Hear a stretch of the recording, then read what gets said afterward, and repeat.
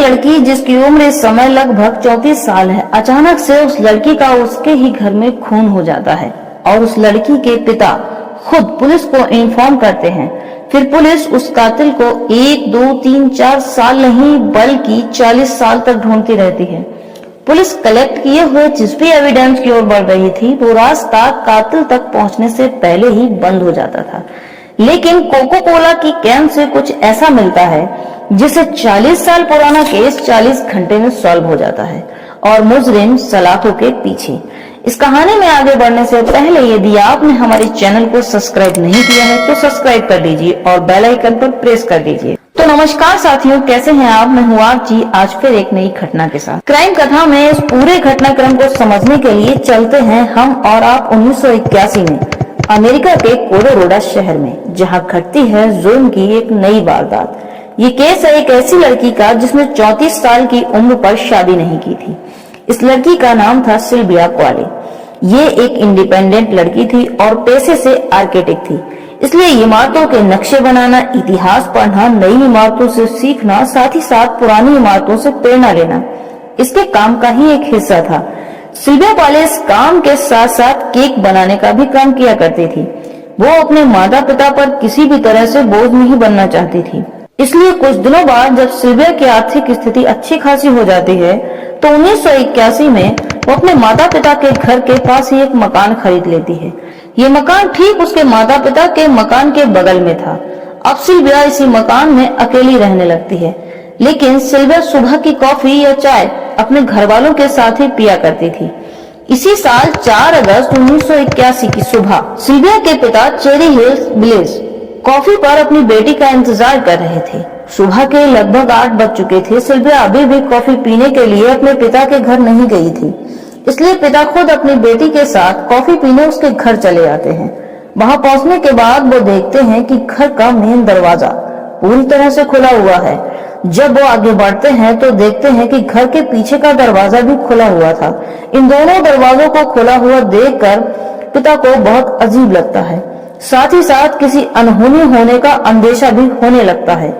दिल दिमाग में चल रहा था कि कहीं उनकी बेटी के साथ कुछ गलत तो नहीं हो गया। ईश्वर करे मेरी बेटी सुरक्षित हो। यही सब सोचते हुए पिता घर के अंदर बढ़ रहे थे। अंदर आकर वो देखते हैं कि लिविंग रूम और बेडरूम के बीच उनकी बेटी का शव पड़ा हुआ है।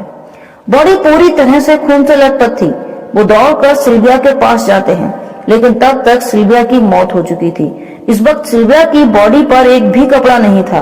उसके सीने पर 4-5 जख्म थे जिनसे अभी भी खून बह रहा था। ये घाव बहुत ही गहरे थे। सिल्विया के दोनों हाथ सिल्विया की शर्ट से ही बंधे हुए थे पीछे की तरफ और सिल्विया के चेहरे पर एक बड़ा टॉवल पड़ा हुआ था। पिता जब सिल्विया के चेहरे से उस टॉवल को उठाते हैं तो देखते हैं कि सिल्विया के सर पर एक गोली लगी हुई है।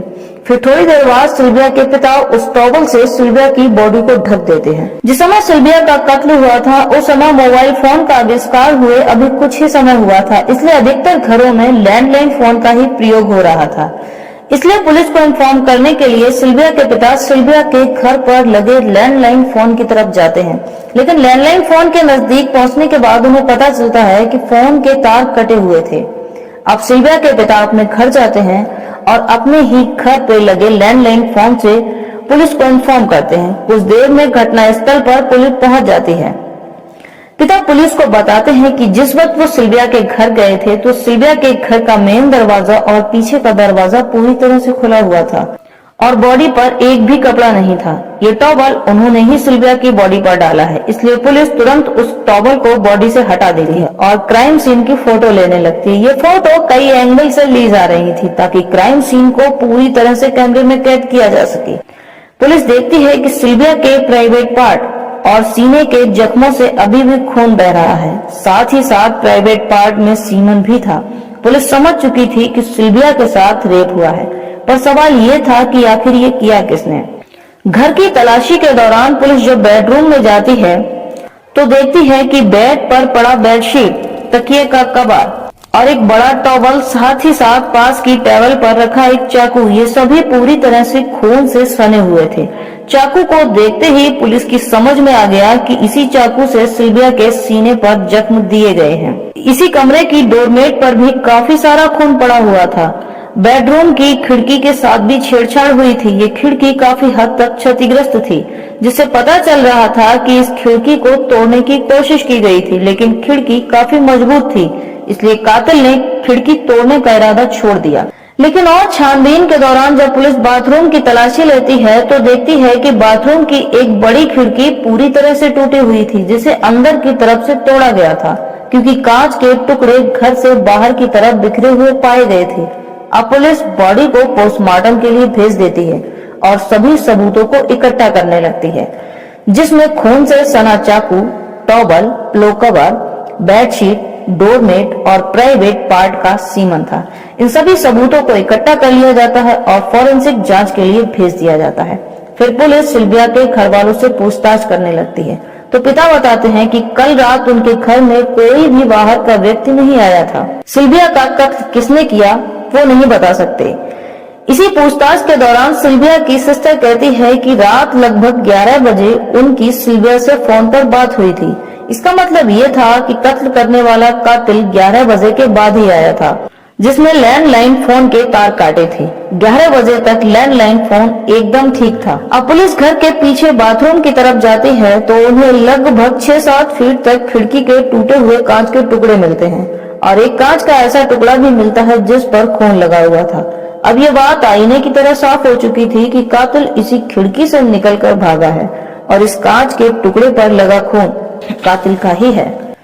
कुछ समय बाद सिल्विया की पोस्टमार्टम रिपोर्ट आ जाती है। पोस्टमार्टम रिपोर्ट में सिल्विया की मौत की 2 वजह सामने निकल कर आती हैं। पहली ये कि सिल्विया के सर पर गोली लगी थी और दूसरी ये कि सिल्विया के सीने पर जख्म काफी गहरे थे, जिससे बॉडी का काफी ब्लड लॉस हो चुका था।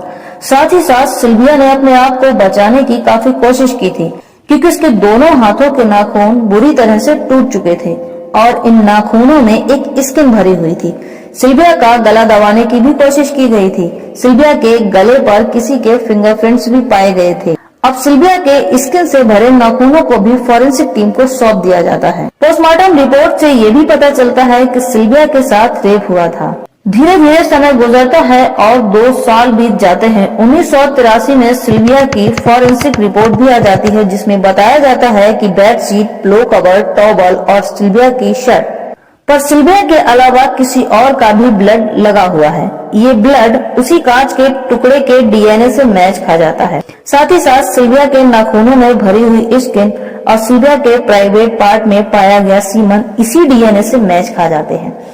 इसका मतलब यह था कि उस रात सिल्विया के घर में सिर्फ एक ही व्यक्ति आया था, जिसने सबसे पहले सिल्विया को टॉर्चर किया, फिर रेप किया और अंत में उसका कत्ल कर दिया।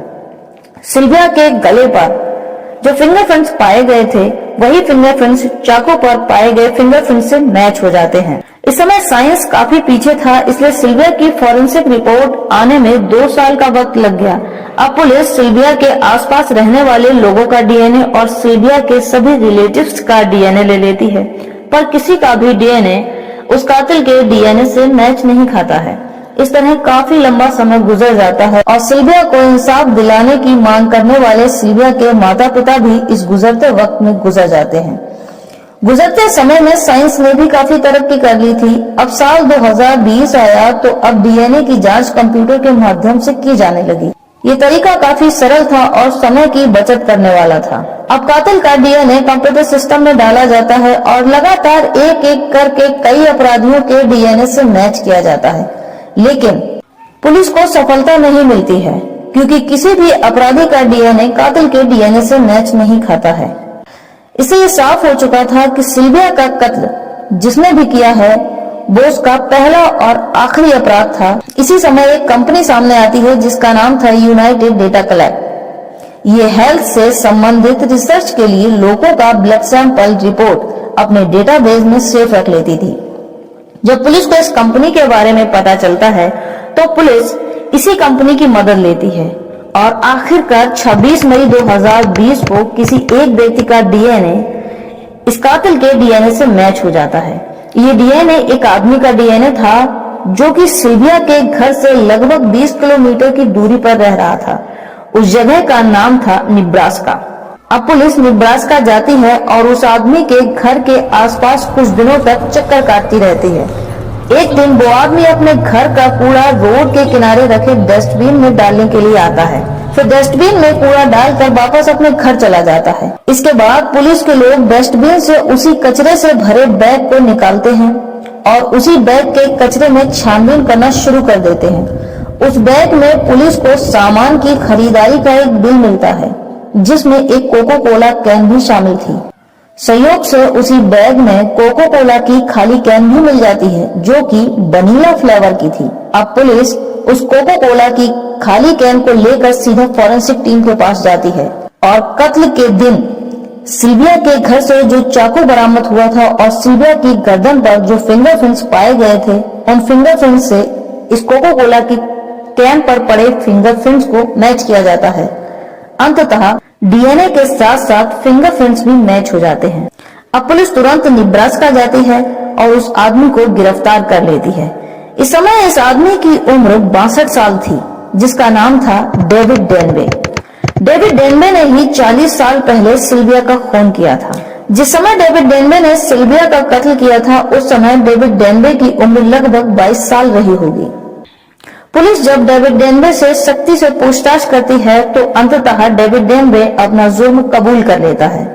गुनाहों के आधार पर एक चार्जशीट तैयार की जाती है और सभी सबूतों को कोर्ट में पेश किया जाता है और 2022 में कोर्ट डेविड डेनवे को उम्र कैद की सजा सुनाती है। तो इस पूरे घटनाक्रम को सुनाने का उद्देश्य आपको किसी भी तरह से परेशान करना या दुखी करना नहीं था। आपको सावधान करना है, आपको सतर्क करना है, आपको जागरूक करना है। इस वीडियो में दी गई जानकारी यदि आपको पसंद आई है तो वीडियो को लाइक कीजिए, चैनल को सब्सक्राइब कीजिए, साथ ही साथ बेल आइकन पर प्रेस कीजिए। तो खुश रहें, खुशियां बांटें और अपना ध्यान रखें। Thanks for watching this video.